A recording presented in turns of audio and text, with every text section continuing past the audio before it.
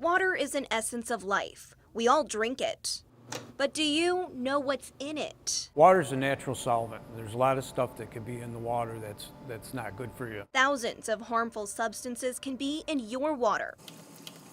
So we wanted to test it right here at our station in Johnson City. From contaminants that could make you sick to ones that could make you think. Certified water treatment expert Tracy Urbasic tested for total dissolved solids, or TDS, which are any of the salts, minerals, or metals in water. She says generally, the less dissolved solids, the better. Less than 50 is considered high quality water, and anything over 500, the EPA recommends alternative drinking water sources. Our reading came out at 477 parts per million, which is pretty high by Environmental Protection Agency standards. She also tested for water hardness. 30, 31, 32.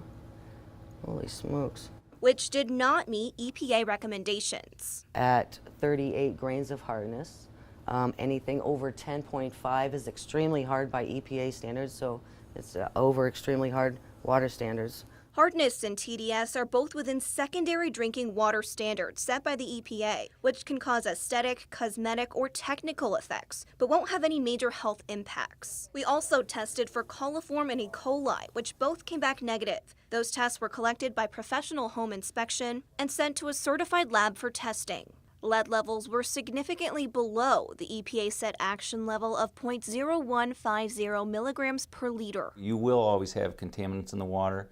It's not as much as what's in there, but how much of it is in there. Some local towns have lead, arsenic, even cyanide in the drinking water. Arsenic's been tied to diabetes, and lead in very, very small amounts you can still have issues with children under the age of 6. But even if your town's water supply has safe amounts of lead, you could still have unsafe levels at your home. Even though a house municipal water may be fine, if they tested it inside the house, it could very well be high because of a faucet.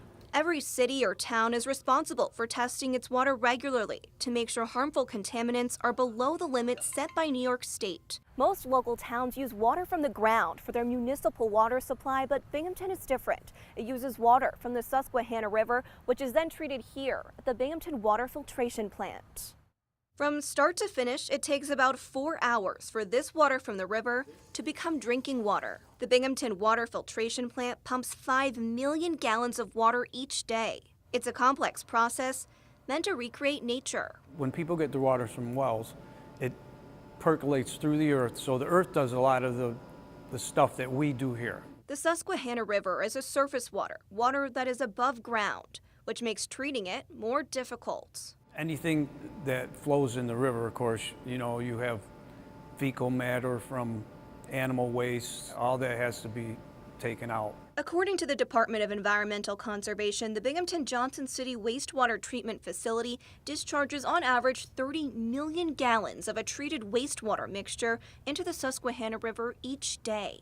That's millions of gallons of domestic sewage, industrial wastewater, and stormwater runoff that's cleaned, then dumped into the water supply.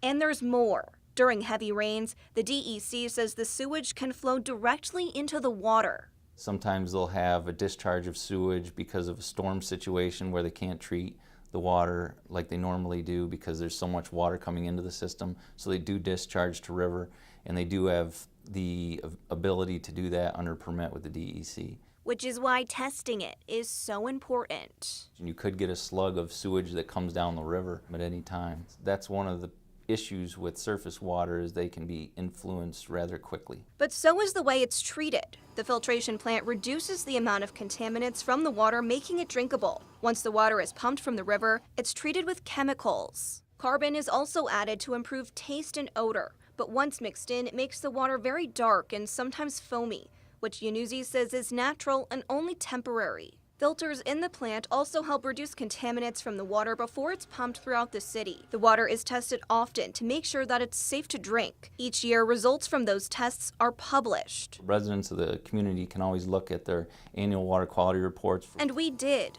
Everything falls below the maximum contaminant levels set by the state. The levels are so low, though, in Broome County, Giving you a closer look at what's in your water. Chloe Vincenti, 12 News.